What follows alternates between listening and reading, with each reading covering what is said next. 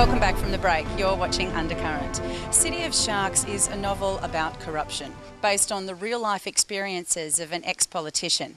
Laura spoke to the author to get some more details. The line between fact and fiction in novels can be somewhat blurred, but according to author Ian Alexander, City of Sharks is a work of fiction based on real events to protect the guilty. Set in Perth, it takes you to a future where a theme of drugs, scandals and corruption sets the stage for a dark look into politics.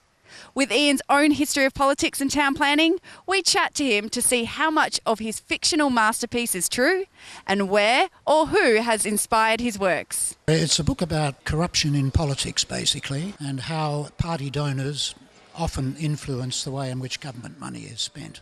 The book's written as a fictional tale, but is it actually based on people and experiences that you've had? Well, it's inspired by those experiences, not really based on them. But in the story about Fremantle and it's being overcome by or threatened by huge high-rise development, some will see parallels in what's happening around the city right now. So tell us about your own personal experiences in politics. Well, I was in the Perth City Council and then state government at the time of the whole WA Inc. saga, which had links into the Perth City Council and right across Perth. And what I saw of WA Inc. when I was in Parliament was a government running away as fast as it could from the consequences of their deals and the actions that were taken, spending government money in certain ways to favour certain interests. And many people in the party, Labor Party at the time, not wanting to know about that at all, and being sort of ignorance is bliss situation. Well, when it all came to the fore in the Royal Commission, it showed that the links went far and wide within the party, particularly at the cabinet level. And that's really what I was the basis of my decision to write a book, and also to show that this sort of thing is not confined to one party or the other. It seems to be right across the board in politics. Do you think Brian Burke's government has actually put a dark cloud over all politicians now? Well, it's a long time ago now, 30 years, and Brian Burke, when he's interviewed, denies that anything was done wrong, but I think a lot of people see that differently, and that maybe they're a little bit more careful about making their decisions as to where to spend government money and not favouring party donors in quite such an explicit way. But I believe that people are much more cynical about politics now than they were at the time, and I guess WA Inc. contributed to that. What drove you to write such a fictional expose? Well, I wanted to get the message out about corruption in politics to a wider audience, and I wanted to tell the story in as engaging a way as I could, so I invented characters and situations that hopefully make the story more readable, and it's not just a turgid account of, you know, this happens and that happens and therefore we've got to do this. I didn't want to be preaching to people. I wanted to try and get the message across in an entertaining way. And in your book, there's some interesting things about town planning, about buildings and infrastructure, light rail systems.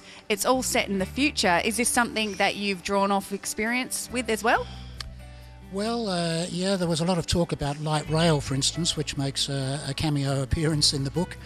At the time I was in Parliament, and we actually set up a group that tried to push that solution, but as you know, 30 years on, there's still no light rail in Perth, and while there's plenty of plans for extending the existing rail system, in Metronet still no place for light rail, it seems. And I'd like to think that the book in some way or another might push that cause along a little bit. So the book you want for the public to see what really goes on, or do you want to send a message to your former co-workers? Well, I guess both. I'd like to see the public more aware of these things, and maybe they'll bring pressure on their representatives to be a little bit more open, and if they were more open and transparent as they claim, then I don't think we'd see quite such blatant corruption going on. It's a great book, Ian. Where can readers purchase a copy from? Thanks, Laura. Well, they can get copies online through Amazon or through Ex Libris, the publishers. That's a big X with Libris after it. And we are having a launch at the National Hotel in Fremantle, Wednesday, July the 11th at 7:30, and copies will be available for sale there. And we'll be signing copies there, Ian? Oh, if in demand, I will be, sure. What a fantastic book. This has been Laura for Undercurrent. This week on Vox Pop, Annabelle hits the streets to find out the Perth public's views on drug testing at festivals. Australia held its first legal pill testing trial recently in Canberra, finding 2 deadly batches which potentially saved 2 young Australians' lives. The issue is that young people that are taking these pills at festivals really do not have any idea what is in these pills. Today we're taking to the streets of Perth to hear what the people have to say about the issue. So firstly, what are your views on pill testing at festivals for young Australians? I think it's a really good idea because it makes it safe and a safe place for all the teenagers and young people to be at the festivals. It's a good idea for sure. Keeps people safe, stops people doing silly things. Yeah, it's just a good idea. And do you think it's a controversial government initiative considering drugs are illegal and we're actually putting measures in place to just test them to make sure that they're safe and then letting them through to the festival? I mean, of course it's going to be controversial, but at the same time, it's to ensure the safety of young people who go to these festivals wanting to have a good time, and they don't want their drinks to be spiked. I mean, sure, they may have like the recreational drugs and everything like that, but definitely if they can't consent to having drugs, then it definitely should be compulsory, because having your drink spiked is nothing you would want to experience. And now a lot of people, when they're growing up, they experiment with drugs, relationships, alcohol. Do you think they're actually experimenting with their lives as well? Yes, 100%, because people die a lot at festivals, or they cause injury to other people because they're not in control of their own actions. The thing is, these days, pills are cut with so many different things. Working in a pharmacy, so I understand the concept of drugs and everything like that. Everyone wants to experiment, but you have no idea what these things are cut with. Some of these drugs are cut with dishwashing liquid. Some of these drugs are cut with animal worming tablets, to be specific, if I have to be. Yeah, it's just not something that you should experiment with unless you really know what you're doing. And that's the thing with young people these days. They don't know what they're doing. They just want to experiment and have fun and everything like that. But there comes a price to pay with having fun and experimenting. What would your view and advice be to young people if you have children actually going on a night out into festivals? What would you say to them? Just be safe and make sure you don't take anything from strangers, and basically enjoy yourself, but be safe. And personally for you both, when you were growing up, I guess, and going to festivals at that younger age, was this such a big issue back then? Oh, it was definitely an issue. So regardless of whether you took drugs or not, it was around you.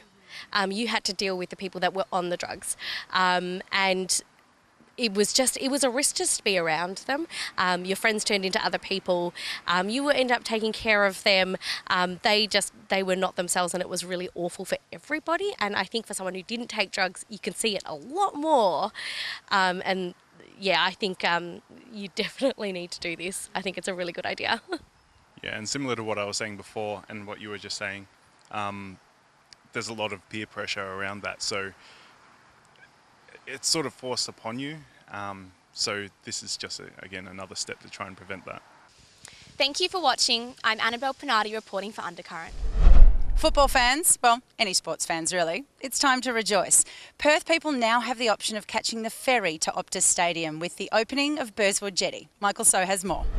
Football fans now have a new option of public transport to come to Optus Stadium to add to the buses and trains that come here.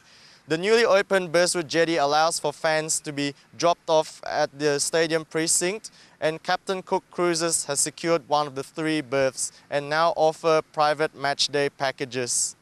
Well, we're the premier cruise operator on the river, so obviously we were always very interested. The possibilities for the stadium opening up the jetty means that we can do all sorts of things, so it's exciting way of opening up the blue highway, as we call it, or the river. Will there be matchday only cruise transfers, or will there be packages involving Swan Valley or Freo or Rottnest Island? No, both. Like I said, we've got so many possibilities. Obviously start with small ones, cruise transfers, but we've also got them already involved into our normal packages. So this morning our gourmet wine cruise has taken off already this morning. It's on its way out to the Swan Valley, and they will be dropping people back at this jetty today who are going to football this afternoon. So it's already started. So how will the stadium and cruise and transfer packages be a game changer for the sports tourism here in Western Australia? Well, I can't think off the top of my head any other stadium that has water access like this so close to the city. So it's something that can be packaged up for people visiting from interstate or even internationally to come and see anything from a concert to an AFL game to Bledisloe Cup. So it's fantastic. It's a big game changer. If you had the option to take a luxury VIP experience or a charter from the city or from your city hotel from Fremantle and come and land right at the doorstep of the stadium, then that's a pretty unique experience. How will the ferry services to and from Optus Stadium enhance the fans' match day experience? Worst part of the experience is getting there and getting out and getting home. So we're taking that all, taking care of all that. So they can relax on the cruise, have a drink, arrive at the doorstep, don't have to worry about queues and come straight back and get transferred off peacefully. So it's making it seamless for the entry into the stadium and then afterwards as well. It's been a challenging project, but a very good one. We've got a really good outcome from it. Some of the challenges we had during construction was the ground conditions around here in the Swan River. So it's quite a unique jetty structure. Doesn't have any piles. And it's also a floating pontoon too. So some challenges during construction, but we're very pleased with the outcome. The $5 million jetty was funded by the Burswood Park Board, and we had a really high level of local content in the construction of it. So the jetty pontoons themselves were manufactured down in Henderson and they were towed upriver. We've got some really good drone footage of that on our website for people that are interested to see. And also WA company Deep Green did all the landscaping for us. So we think we've got a really great product out of the end of it and something for the people of Perth to enjoy. So on non-event days, it's a public jetty. Berth 1 is for the exclusive use of Captain Cook cruises, however, but berths 2 and 3 are available for the general public to use at any time. We do have a 15-minute time limit on there for vessels coming to berth 3 and 2, so we just be people to be mindful of that, and skipper must remain with the vessel at all times as well. How can passengers and other facility users benefit from the exclusive access of this jetty? So it's going to provide a really unique opportunity for Captain Cook Cruises to offer some commercial offerings, plus other commercial operators as well. So they can get some really good packages to come to the stadium, not only just the stadium but also the stadium precinct as well. And that's a really exciting opportunity, I think, for the people of Perth. So on match day, berth 3 is exclusively for the use of Captain Cook Cruises. So they'll have patrons coming via their ferries at berth 3. And then on berth 2 we've got a mix of commercial and private vessels. However, on event day for operators have priority, so any private vessels will need to just give way to commercial operators on berth 2, and then berth 1's just for the general public to use. Yeah, so for the first couple of events that are being held here at Optus Stadium, we'll have some staff on hand just to make sure it all operates smoothly. Thank you for watching. This is Michael So reporting for Undercurrent. Thanks for joining us on today's episode of Undercurrent. I'm Deanna Cooney, your host, and I'll see you again next week. Take care.